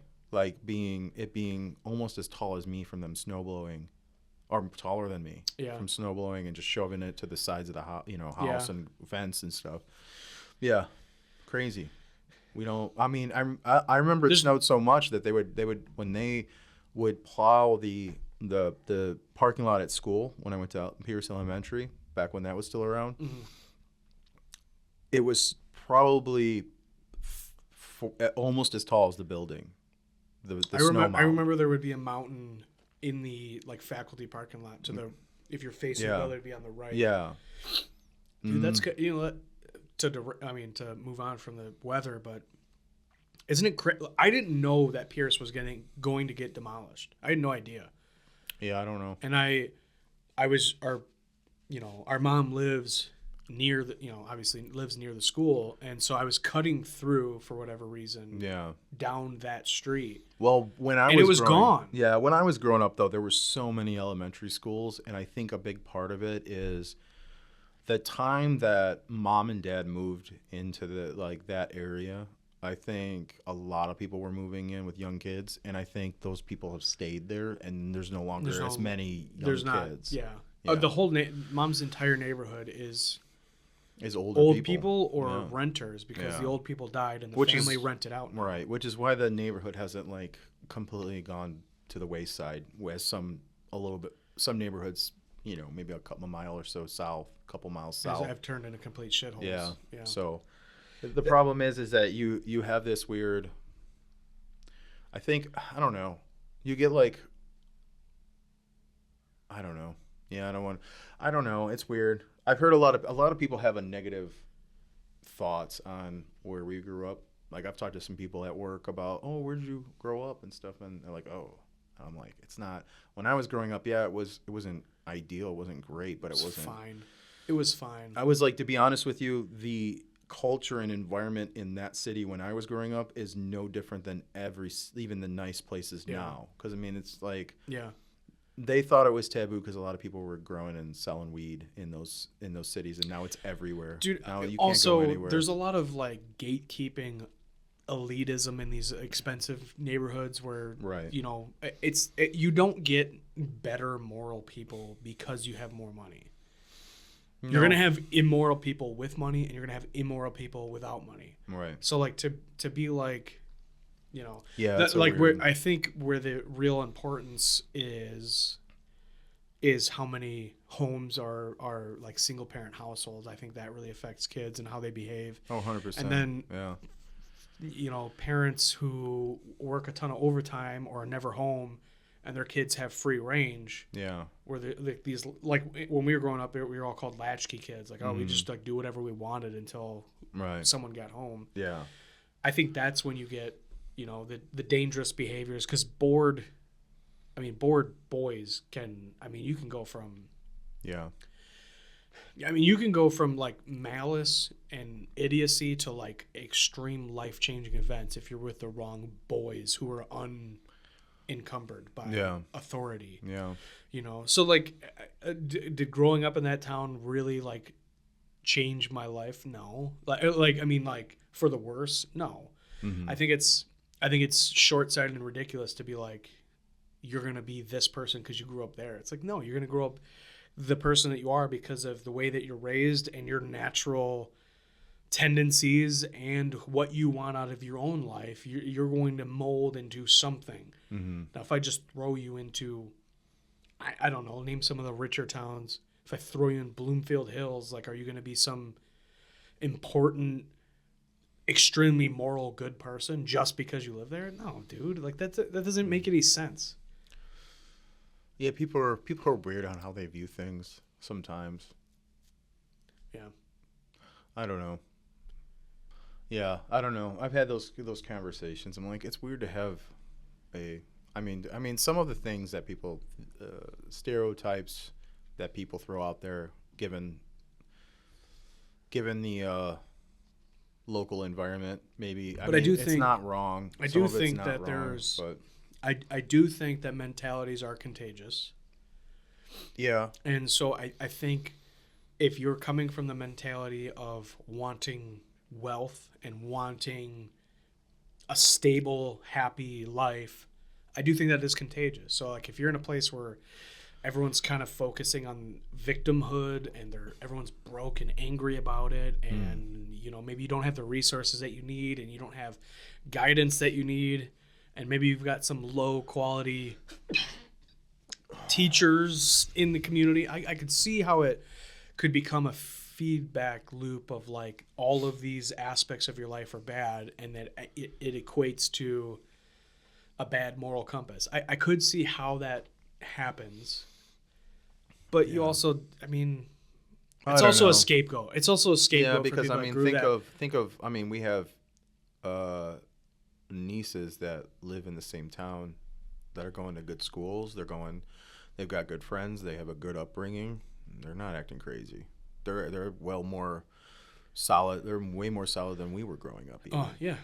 So yeah, I mean, it's all about. I don't know. It boils down to household. I mean, if you start, it boils down to the household that you're in, and the expectations that are set at home. Yeah. Well, I'll be honest. There was definitely some friends or people, acquaintances that lived in the area when I was growing up that they were bad kids, and I knew, like, I hung out with them a couple summers, and then I was like, I'm not doing this anymore. Even as a kid, like, I made that conscious decision. Like, I'd rather not hang out with these people because I'm going to get in trouble. Yeah. Like, for sure. Yeah, I mean, I also had that. And those people had rough lives. They ended up, like, in jail. They ended up, whatever. So you just, as long as your upbringing teaches you, like, it's boundary setting. Yeah. And that's huge. Not just being not being a follower. Yeah. I'm going to hang out with these kids because they're funny in class or whatever, but then you realize they're actually, like... It's always like the, I don't know, I growing up, and now I think back to it, it's always like the person that, like, really has had no submission to authority, that always thinks that they're the leader of the group. Like, they're trying to be and it comes from a place of lack of direction, so they're like, well, I'm going to have to create direction, and then I'm going to have to get people to fortify that direction, and then they get, like, a bunch of kids that are like, oh, he's a cool guy, Right. It's like typical mob mentality, right. When you think of, like, the leader of a mob or something. You create entitlement from a lack of understanding. Yeah. Yeah, I mean, for sure. I mean, I was never akin to that. I really didn't like that. I wasn't keen on it. I there was nothing about it that was, like, attractive. Yeah. At all. There's people I thought were cool, in their own way, but then I also realized those people were the worst people. Like, even in high school, I remember, like, some of the most popular guys that, like, I would just avoid completely. Like, I was always that guy that was friends with everybody, but also just, was very understanding on the things I didn't like about everyone. Yeah. Which I'm still that person to this day, but it saved me a lot of trouble over the years, a lot of headache. Those people, had their ups and downs in life that were far more chaotic than mine. Yeah. And so I'm thankful for my upbringing for that, because I think someone teaching me, like, this is right and this is wrong, for these reasons. I mean, having a little bit of that definitely helped, and even the ways that, I don't know, even the ways that I view relationships, or, whatever, in any avenue of my life, I think it's kind of the same way. It's like, I'm not cool with this, Yeah. Yeah, there is a lot of boundaries. I do set a lot more boundaries, but I am also, like, a forgiving, understanding person. Realize that no one else, like, it's a rarity. unless they had a wonderful family that they came from. And honestly, I think that's what it stems from. And when we're going back to like, I think at the beginning of this podcast, we talked a little bit about relationships for a slight moment, and going back to the just bringing things full circle. I think finding someone that had a solid upbringing, regardless of how they feel about their family, like it was just solid in some sort of context, that's where it's going to be a game changer, you know? Someone like with a father that was present, a mother that was loving and caring. If you have just those two things, guaranteed that those people are going to be way easier to be around. Yeah. Even in the tough situations, even if they handle things in a different way than you would, than the tough situations, at least they had a solid foundation to fall back on. That's important. A lot of people that I think that I've mingled with over the years, I want to say that they didn't have that. Not to the extent that's probably necessary. Every relationship that I had that was super difficult, it was the girl always had a rough childhood, had a missing, absent parent, had a abusive somebody in their life. Yeah. And it made for miserable relationships with them. Mm-hmm. And I think, I mean, that's literally one of the things I wrote in. I went and asked Paige's parents for permission, Paige's dad, permission to propose, and that's one of the things I put in the card. I wrote a card because I knew I would fuck it up if I tried. I love her so much, and try to articulate what I want to say. Yeah. So I wrote them a card, and I said that you guys, your relationship. Her parents have been together for 40 years. That's wild. And so what's crazy too is their relationship. I don't want to derail. I'll go back to this. I wrote in the card that their relationship is the foundation that makes Paige such a loving person and such a solid person. Yeah. Is the example that was set for her for so long. Yeah. Yeah, you can tell. I mean, her dad's super cool, her mom's super caring, and understanding. I mean, you and I have had, bumps in the road, and I don't feel judged by them. During even those times, I never felt. No, they're not judgmental. They're not judgmental at all. They're like, we get it. Yeah. You guys should fix these problems. And I think even you guys may have had those conversations. And thank God I don't have that. I don't have anybody they're just like, well, you guys, you know what I mean? It's always just whatever. But not saying that our parents don't care. They do. But I think they have a different way of dealing with problems. They just, Yeah. I mean, I think our upbringing was more like coming from a place of controlling your life instead of 100%. A place of understanding. So they won't be like, oh, I get it. They'll be like, why would you not go about that this way? This is the way that you would be able to manipulate that situation into working for you. Yeah, exactly. And I don't even want to be like that. 100%. Actually, that's very accurate. Which is not a terrible way to live, but it removes coming to a common place with other people. Controlling. It is. It is totally taking everything into your own hands. And it's like, well, this isn't a one-way street. That's like me blocking off the other side of the road. And that's what I did. Yeah. I mean, even with you, I was like, all right, well, we're just going to not talk. Yeah. And it's like, that's not healthy. What do you mean? We had so there's a lot. I don't know that we want to go into any of that in this podcast, but I think I'm grateful for them because I know that it wasn't. I didn't get guidance from them, but you did. And I think it allowed us to set our differences aside. Yeah. In stupid situations,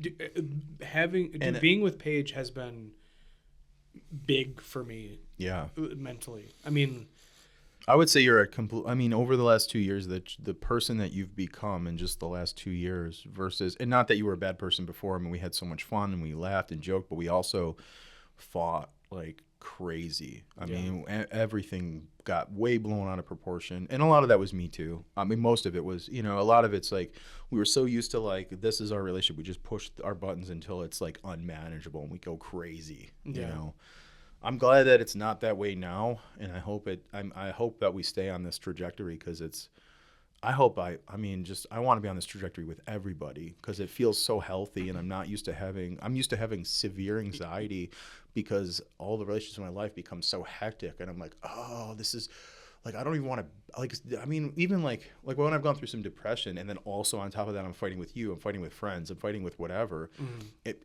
trying to grab control. And it is all control. I mean, when you really boil it down, it's like, why do I not have control over my relationships? Why don't I have control over my job, my relation, my intimate relationships? Like, none of that. And so you get really upset. And then when you let go and like, you're like, all right, it's in the hands of the universe, and like, I will be okay with things and not okay with others. And then that's it. Yeah. That's who I am now. That's all you have to do. How simple is that? Yeah. There's no anxiety involved in that. It's like, oh, cool. You want to go. Like, there was a handful of people I dated, and they're just like, wanted to go and, be with other guys or hang out with other guys or whatever, right? And I'm just like, yeah, do your thing. It doesn't hurt my heart that you want to experience a different aspect of life. Go, be free. You're free. It doesn't hurt my feelings. Right. I'm glad that we had the conversation versus.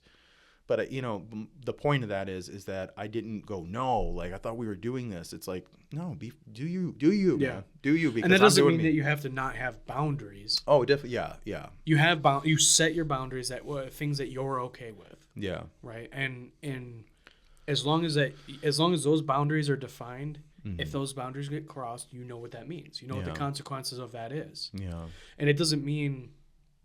Well, people are really I'll give you an example. I'll give you an example. So,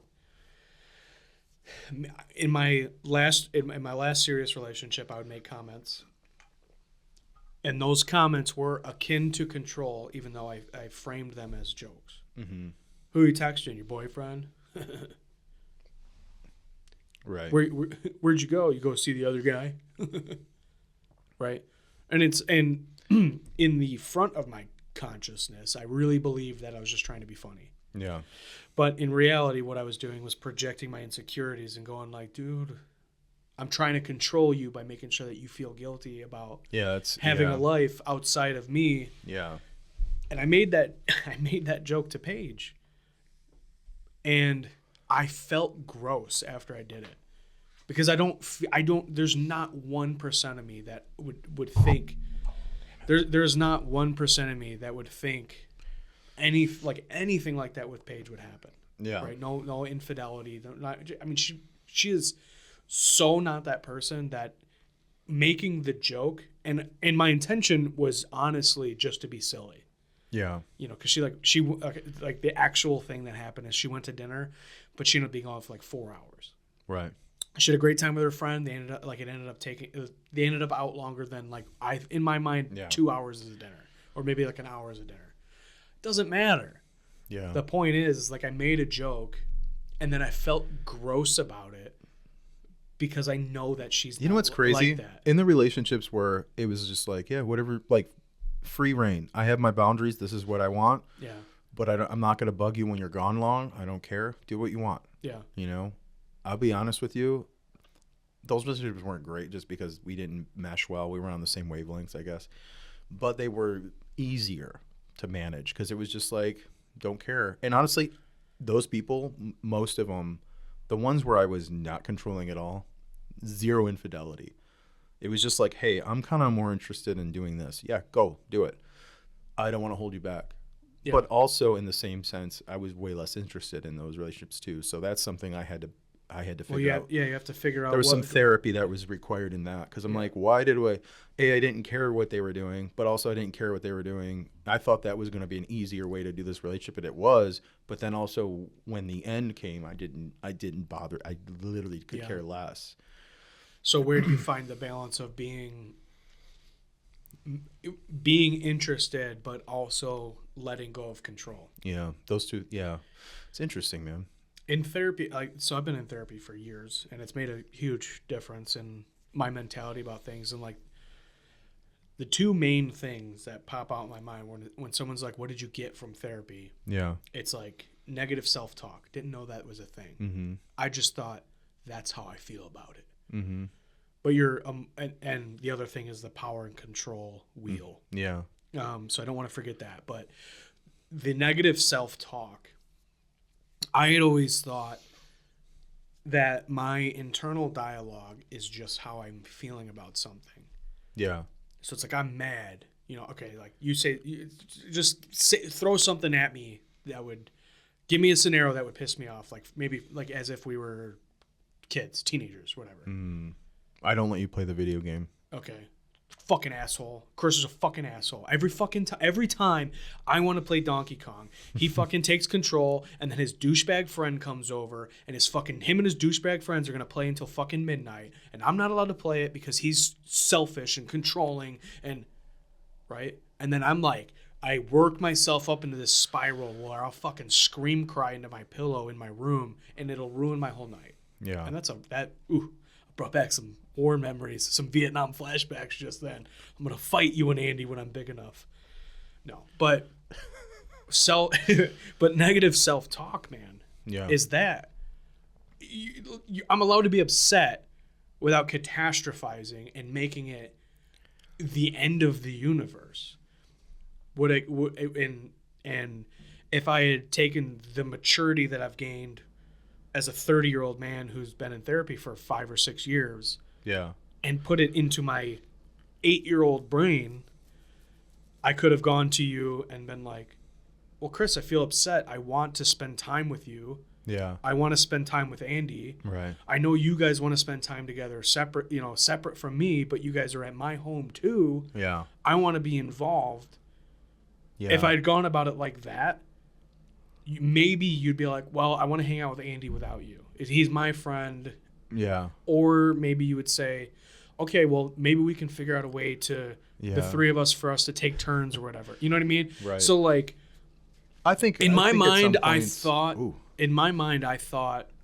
if I try to control those thoughts, now I'm not being authentic, and I thought I was lying. Yeah. And I have a really hard time with lying. I have to be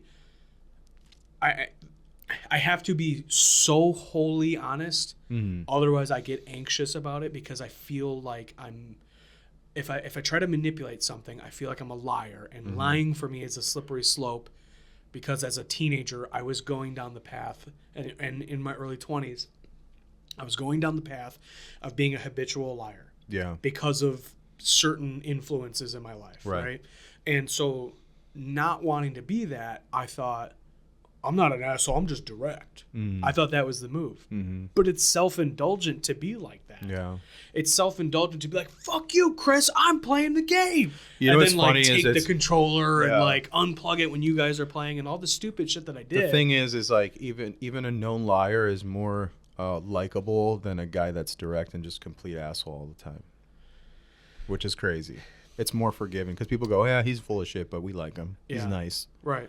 He's nice. He's agreeable. Yeah. He might fuck you over and bang your girl, but at least he's nice. But it doesn't make you feel bad. Yeah. But that's the thing, man, is learning to manage that self-talk without being a liar. It was just the way that I felt about like, these are my feelings, but I'm lying about my feelings. Well, it's like you're not. Yeah. You're compounding on your feelings by catastrophizing and making something minute. You can't play the video game. Well, I have an entire life outside of you, and I have an entire life outside of the video game that you're playing. Right. But I want control. Yeah. And you're not letting me make a decision for me. My decision is I want to play the game. Well, you don't get to play the game. Yeah. And then it's like, and it's controlling. Yeah. And that's where that power and control. I'm dealing that right now, which is why I got so upset and you had to edit a ton of stuff out of the last episode. Well, that's the power, power and control. It literally was control. It's like, hey, we need you here. We need you to do this. And I was just kind of like, maybe I don't want to be here at all. Yeah. You know, because then I have that choice. Now I have control again. Yeah. I took back control. Oh, you want me to do this thing I don't really want to do? But after you and I talked about it, and we had you brought some of that stuff up a couple days ago, right? And then I talked to some people, some direct people in my life, right? Yeah. Or at work even. Right. And they're like, dude, like, what do you mean? Like, this is it's a good opportunity. Like, how did you interpret this as? And then I realized, it's because I didn't have any control in the situation at all. Yeah. It's because it was like, hey, we have this idea. And I wasn't forcing it. They actually asked me, but the way that things work there is like, hey, we have this idea. And it's like, yes, you kind of don't have a choice, even though you do. You're voluntold. But I knew at the time that it was a really good opportunity because I've worked in. I'm not going to get into details about work. Please don't. I know, but I want to make this point because it's going to be positive. Yeah. So let me just make this point. So I've worked in every department in the manufacturing side at my company, pretty much, So this being the last bit of that, how cool is that to now, get pretty solid in this other department that I'll learn probably 10 times more anyway. How is there anything negative about it? It's not like money's being taken away. If anything, it's a promotion. It's a promotion because I'll be doing more, and there's going to be, when you do more, you make more there. Job security as because well. They have a matrix of like, you do the X, Y, and Z, you're worth this much in this range of pay. I'm not quite there yet. Yeah. I mean, in this next step. Yeah. So, oh God, I'm going to sound like an idiot saying this, but that's exactly how my boss framed it. But I took it as like, oh, he's beating around the bush and he's being this and that. So anyway, I misinterpret so much. There is power. And I don't understand why I do. And maybe it is control. I think it's a defense mechanism. Yeah. I think it's knowing you, well, obviously I've known you my whole life, but knowing you and knowing our upbringing, I think, do you want some of this water?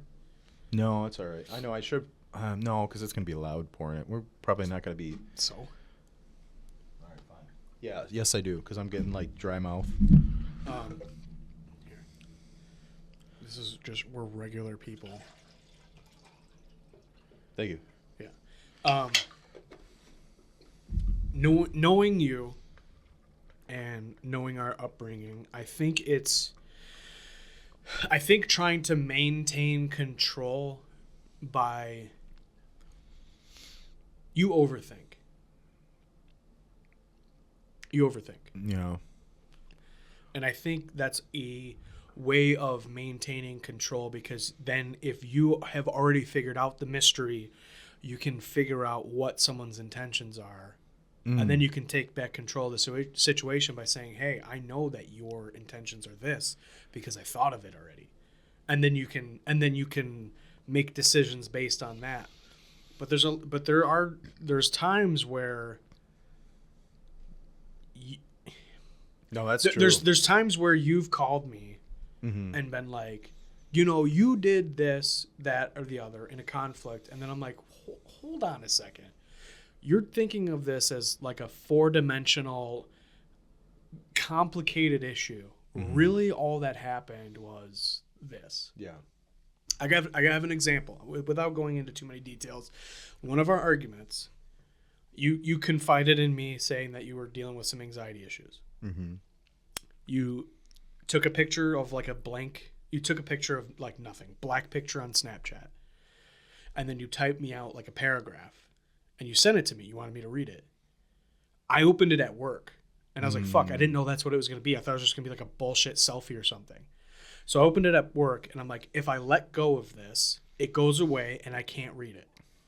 So spur of the moment, I screenshot it. Yes. And you were like, and then Snapchat notifies you that someone screenshotted your picture. Yes. And I got mad. I only screenshotted it because I didn't have time to read it where it was at. I was literally on top of an air house, like 40 feet in the air. But I was like, I can't read this right now. I'll screenshot it. I can read it later, and then I can respond to what you... Because we were having a conversation like, hey, man, what's going on with you? Why aren't you sleeping at night? Is it caffeine? Are you anxious about something? Whatever. You sent me the paragraph. I screenshot it, and then you called me, and you were like, did you screenshot it so you can make fun of me and send it to people? Yeah. And I was like, what? Yeah. No. But we were in such a heated argument at that point that I was like, I'm not going to explain. At that point, I was just like, fuck this. We have a little bit of, actually, what time do you got to be home by 3 or leave by 3? I got to be, what time is it? It's 1:48. Okay. I want to know. I got to leave in a few minutes, but. Oh, really? Yeah. Shit. All right. Well, I was going to get into some stuff on this, but. Well, a few minutes, okay. I want to leave within the next half hour. Okay. Can I just, I want to actually talk a little bit about that time, because that has led to the person I am now. Yeah. It has nothing to do with you. Honestly, none of it had anything to do with you. Even when I was mad at you and just like berating you with BS and texting you BS, like it had nothing to do with you. It was honestly, I was going through this like a semi midlife crisis where it was kind of, I was going through this existential thing where I felt useless. I felt whatever. I felt like I had no direction in life. Like I had nothing but poor relationship, like intimate relationships up to that point. whatever. But the only thing that was positive at that time was my job. Like my job was very supportive and they were really cool and like everyone likes me there and they still do. Even like I've, balanced some inner challenges, right? And it was more hurtful to me to have a support system external to my family and friends that with people that don't know anything about me except for what I tell them.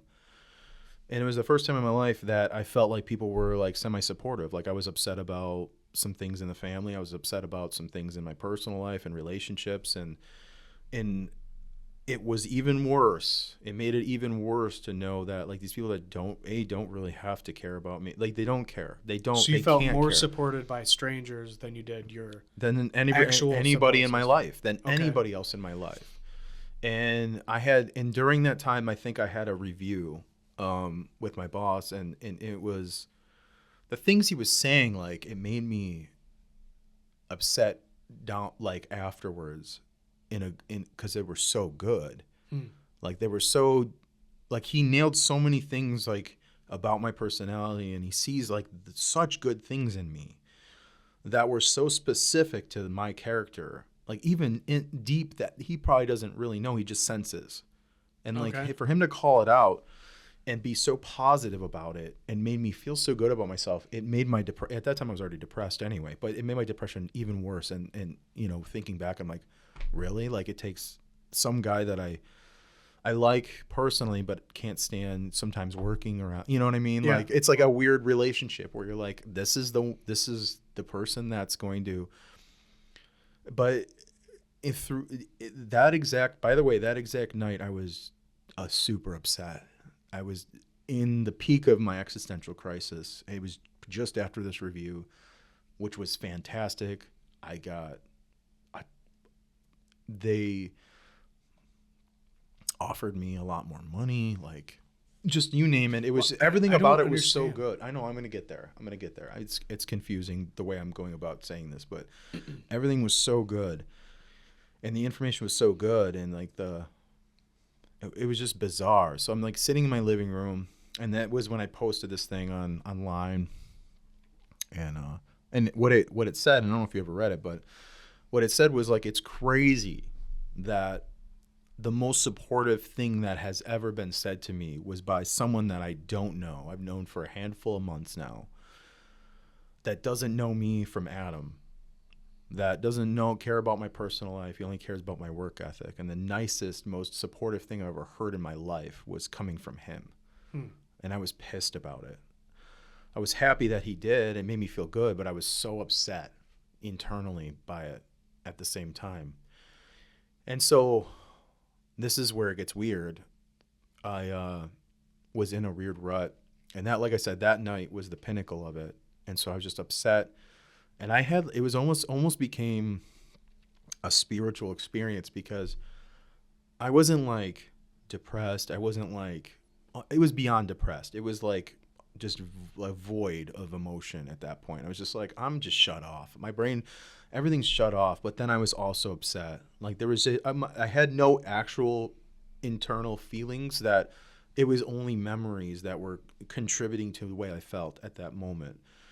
Because everything was just a void in the here and now. And I was sitting there and I just threw on some soundtrack music, because I usually listen to that like when I'm feeling some kind of way, because it helps me organize my thoughts and kind of reclaim myself a little bit when I listen to like really emotional music.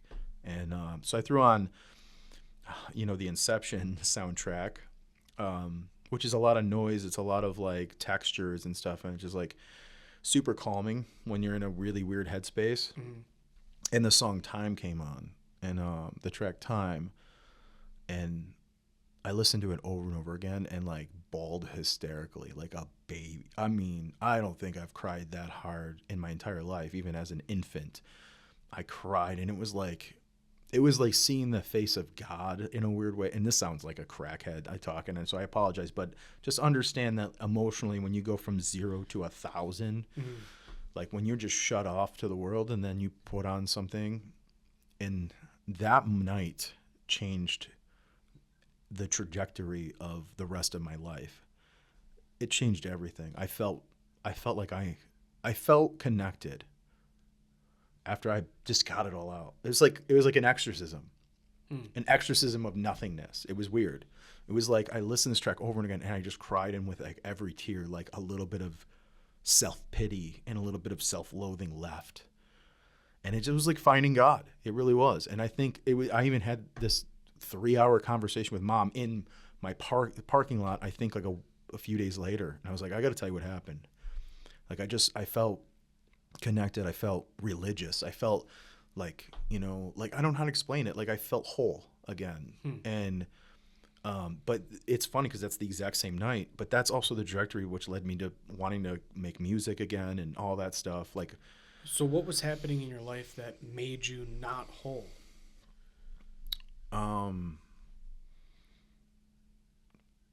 Internalizing that this idea that with all these bad experiences that I was the problem. I was the problem that I had issues with other companies. I was a problem with all my relationships. I'm the problem that you and I didn't have a good relationship at that point.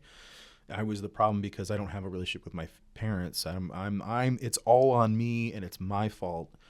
And it just made me want to give up, it made me go, all right, well, we're just, if who I am is not good enough for anybody else, then I need to not be anybody.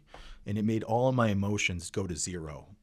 It made every thought I had was, so at that point, any thought or memory I had created the emotion I was feeling in that moment. And it was the weirdest experience I ever had. And then I realized, like, this is insane. Like, I'm on the brink of insanity right now. I'm on the brink of a schizophrenic episode.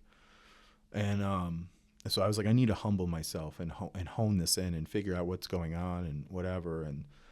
And like I said, I just threw on the Inception soundtrack and the last track played, which was Time. And then I put it on repeat because it's one of my favorite tracks of all time. Even though we've gone into that, like, it's one of my favorite tracks of all time because of the emotions it brings out in me. It has nothing to do with like anything else.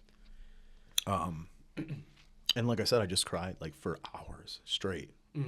Not even thinking anything, not saying anything to myself, not having an inner dialogue, just pouring out. And it was weird. It was a weird, and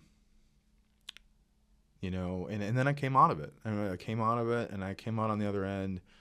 Not necessarily, not that anything's that much different now, but it was like the universe. It was like being sucked into a black hole, and the universe, like your universe is starting to disintegrate.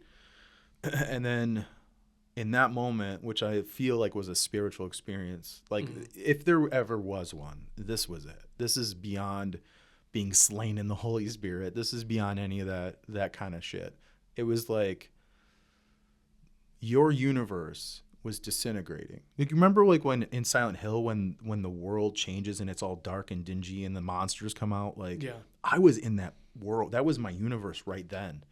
I was in a world where everyone was a monster and I was a monster, and like this isn't the world I want to live in anymore. And then it went away. Woke up, and I was like, sucked into a multiverse. I'm now in a different, whole new universe now. Weird, dude. One of the odd things, about working on your mental health is, well, working on your health at all. Is that you would think that when you start putting effort into your health, the results are fast. You have a headache, you take a Tylenol, it goes away. You drink water, it doesn't go away. It like becomes bearable like within a couple hours. When you start working on your mental health, it's years, and then there's not even something that happens at the forefront. It might be something like reactionary that, like, oh, in the past, this might have triggered this reaction, and I didn't react that way. You know what I mean? So working on your mental health is an odd thing in the sense that, for me, I thought results would be fast and immediate. Oh, I have the correct ways to go about things now. But it's not that. It's, hey, you said something that I know as a 20-year-old Matt, I would have been like, fuck you. I don't want to deal with your fucking bullshit. You're a douchebag. Fuck you, whatever. And then I block your phone, and then we don't talk for 2 months. or whatever. Mm-hmm. But then working on your mental health, it leads you to a place where it's like, oh, you know what? I understand this. I understand this. And it's not even, the understanding is not coming from a place of power. It's trying to be true understanding to go, what did I do? Okay. It's not, I'm defensive, I want to win. It's, okay, hold on a second. What did I do that led Chris to flip out on me? Mm-hmm. You know, or send me a long text message ripping me apart or whatever. And it's and that stuff's hard to deal with, because then you're facing your own bullshit instead of I have an example that I'm willing to give up. When I was in the beginning of like the chaos of my breakup with my ex that I was with for 13 years. Yeah. The very beginning of it, the wounds are fresh. Yeah. I find out she's cheating on me. She stole my money. She's doing drugs. All the horrible shit that was happening. Mm-hmm. I mean, like I couldn't even think about her without like wanting to cry. And I'm at work with two guys that I don't really know. Yeah. And I'm an open book, so like I overshare. I tell everybody fucking everything, because you know what? I tell you what, if you tell the truth, you find out everyone has been through shit too. Right. So I'm like a complete open book. I overshare, especially with coworkers. But so we're in the middle of doing this project, and I'm like, I don't know this, and I don't know how I feel about that. Yeah. And this is what you want to do, but I don't really get it. And like Paul, who I was working with, was like, hey, I get why she fucked somebody else. I laughed so fucking hard, I almost passed out. Oh my God. I love laughed. that. I laughed so fucking hard, I almost passed out. I love that. And like, dude, if he did that to the wrong person, it could have been a big deal. Right. I laughed so fucking hard, I almost passed out. Yeah. I was like, my ears were ringing. I was crying. Yeah, I was like, it was the hardest I've ever laughed in my life. And I know, but I know his intention was like, hey, dude, stop questioning fucking everything. But that's the thing is, I'm not good at knowing the intention of anybody. Like I took the most, like I said, the thing that I was so upset about recently. By the way, the second version of it, because the first one had to be ended because I was being shitty, not disrespectful, but I was being manipulative. And he's like, "We're done. Like the holidays are here." Yeah. And now in hindsight, I'm like, "Holy shit!" Like here's the cheat code. Now am I the bad person now? Hold on. I don't know. Hold on. No, you're not, because a bad person wouldn't care. Yeah. Here's the cheat code. You ready for this? Okay. This is the fucking cheat code that you type in. Yeah. I feel offended by that. What was your intention? Yeah. That's the whole fucking cheat code. Yeah. That's it. That's the entire that's the entirety of it. That gets rid of all of the mystery, and it gives your intention to them up front. Yeah. I feel upset. What was your intention by saying that? Yeah. Oh, I'm just fucking with you, dude. Are you sure? Because it felt like you were taking a jab at me. Yeah, dude. No. I was just messing around. Yeah. Or, well, actually, your work is, whatever the situation is. Well, actually, your effort has been lacking lately, and I wanted to jab at you because I want you to straighten up, because I know you can do better. No matter how that secondary conversation shakes out, well, now you're both on the same page. Yeah. No matter what. I do that in my relationship with Paige. And now, like, so the first example, and we talked later that night, right? And he goes, the whole point was just like, I don't want you to get frustrated, because it's a lot. And I know it's a lot. No one lasts as long as you even have, except for people who've been here forever. And it's a tough gig. It's not an easy place. Yeah. There's so much agency. You are everything there. Don't get too specific. No, I know. So I was like, well, it's just how I process, and I'm trying to work on doing better at that. And I do it. It's a personal flaw. It's not just because of this place. I don't feel negatively about anything that's going on here. Yeah. Not to that level.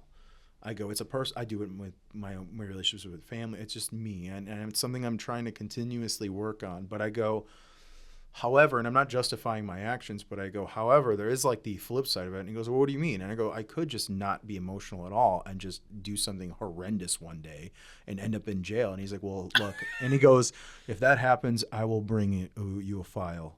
so you can break out, but only if you come back to work here. And I go, I was like, that's a true friend. And that's literally how the conversation ended.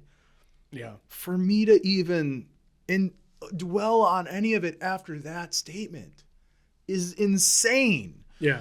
And so it's like, I have so much growth left. I'm like, God, how old am I going to be before I get it? Yeah.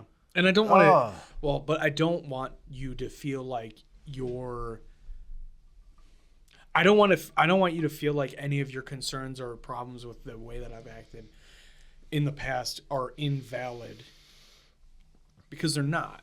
I have said offensive shit with the intention of being funny and have taken it too far. Dude, I've said to you, because I knew that you would understand my jokes, the most offensive shit that if it was written down, it would destroy relationships with people. Right. But it's because like I know joking with you is a safe place where I'm like, know my intention's not really that. Yeah.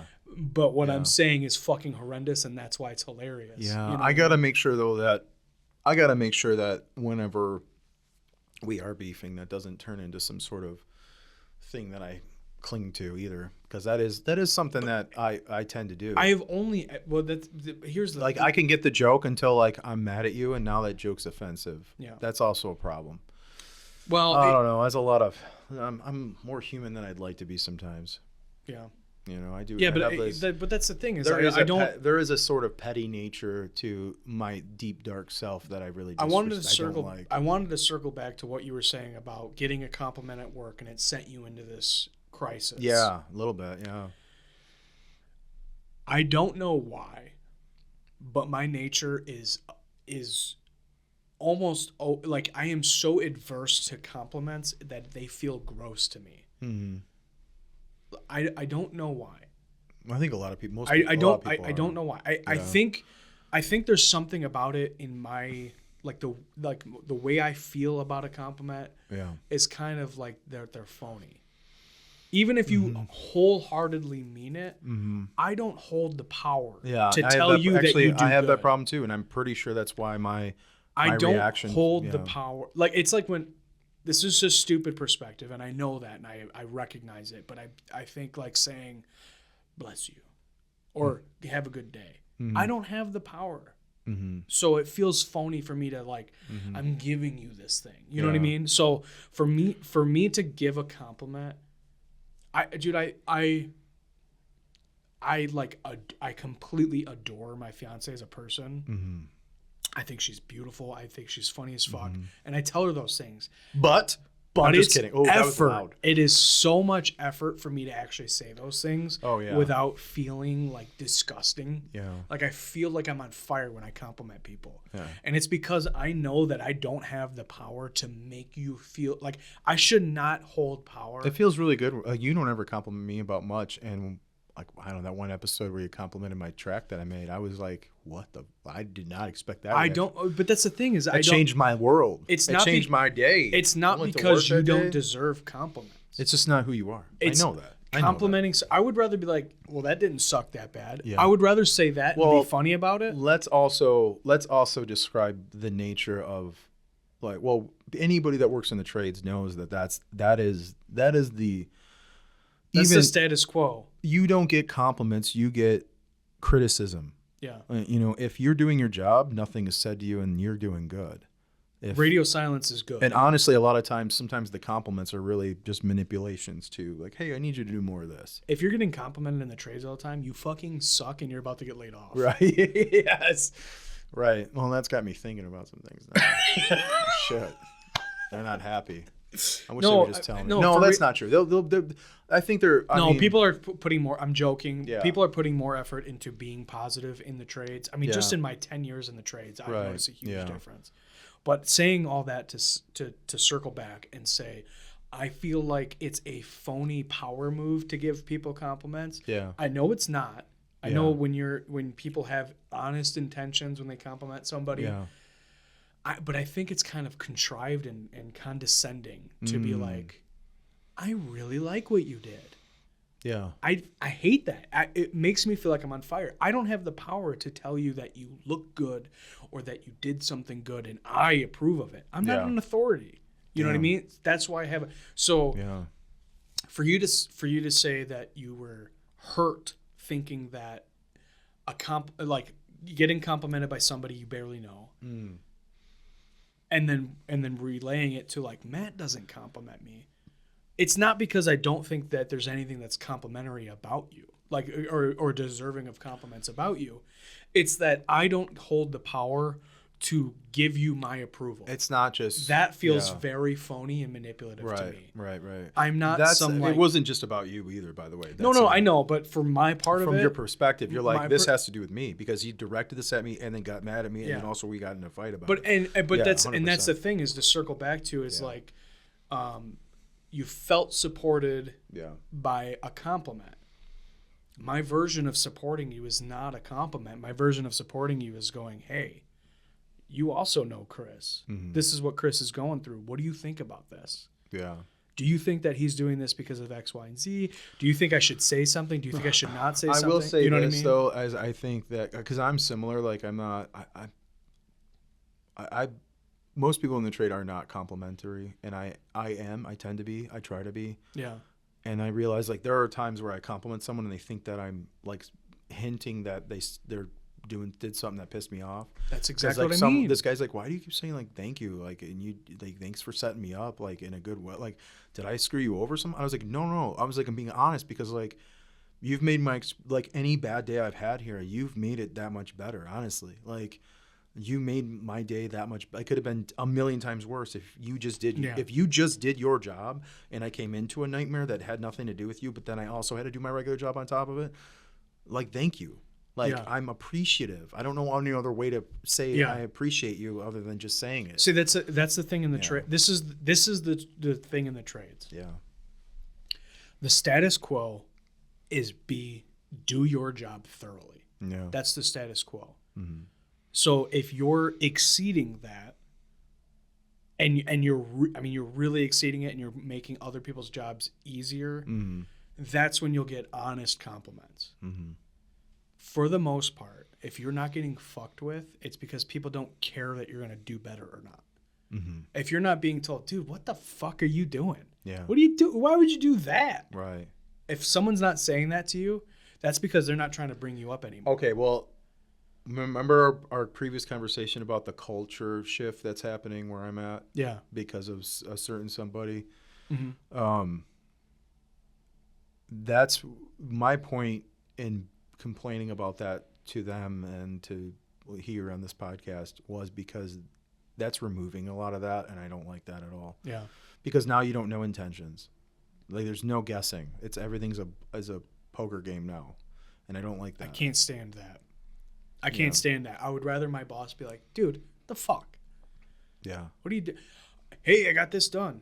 All right, cool. Did you do this, and this? It took me, because of that, it took me 2 weeks, 3 weeks almost. Yeah.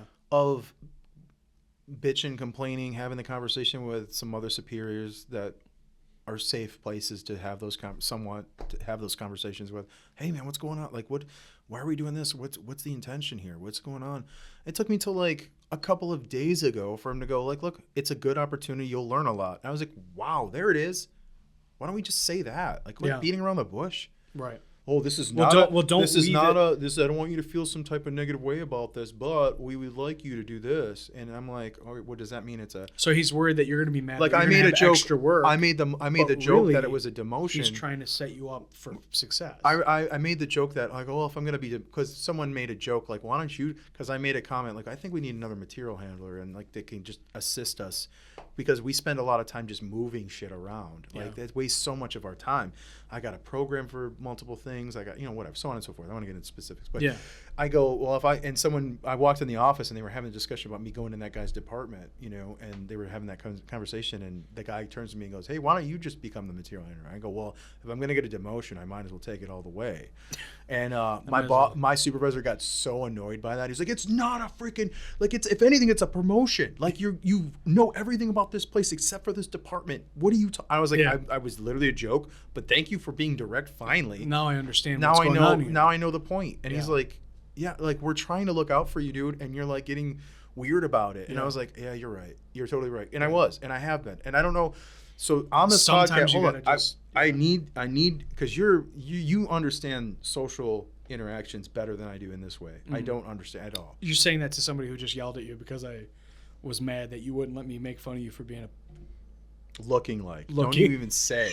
I'm going to I'll flip this table right now. I'll destroy this place. I'm not. No, so stupid.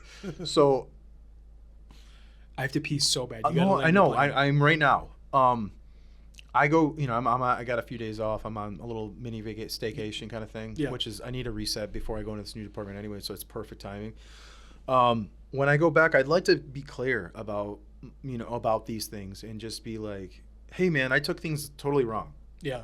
Do I just say that? Like, or is it unnecessary? Yes. Should I just go, hey, I've been taking a lot of things completely wrong. I wouldn't put everything on sale. Yeah. Don't put everything on sale and make it invalid. Just say, hey, I thought your intention was this. Yeah. As if I'm unsuccessful in these departments. Yeah.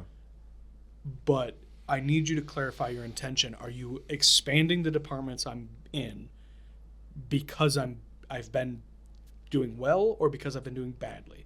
Yeah. Yeah. And you don't even have to articulate it like that. You can just say, hey, man, what's your intention? I definitely haven't. I already know the answer to that, so I don't think that. I think it's more or less. Well, then what are you trying to clarify? I don't know. Actually, good question. I think you just answered my question for me. If you know, yeah, I mean. Overthinking. In the future, just ask. Just say, hey, what's your intention, man? What's actually going on here? I know. Or say, hey, I'm sick of the rumors. Can you just tell me what's actually happening? The intention is that I'm good enough to do a lot more than I some days do, because I don't need to do them in the departments that I'm in, and other departments could be doing better. So yes, I'm doing really good. I'm not doing good in the sense that like my capabilities aren't being utilized. I already know the answer to that. If that's the case, that's why they're probably broadening your horizons. I don't think that's a negative thing. No, not at all. No. But if there's a mystery, the only thing you have to do is directly say, hey, I need to know your intentions. You know what? I'm an idiot because I already have the answers, because when I talked to the other shift in the department I've been in about what the move is going to be, they were surprised. They were like caught off guard. They're like, you doing awesome over here. And I go, well, that's the problem, is it doesn't take a lot of effort to be awesome over here. Oh my God. Oh boy. I hope that did not erase. All right, we got it. All right, we were done. Yeah, we're done. Right. Like, comment, subscribe. I hope you guys enjoyed. A lot of people, that's their story. Good times, Noodle Salad.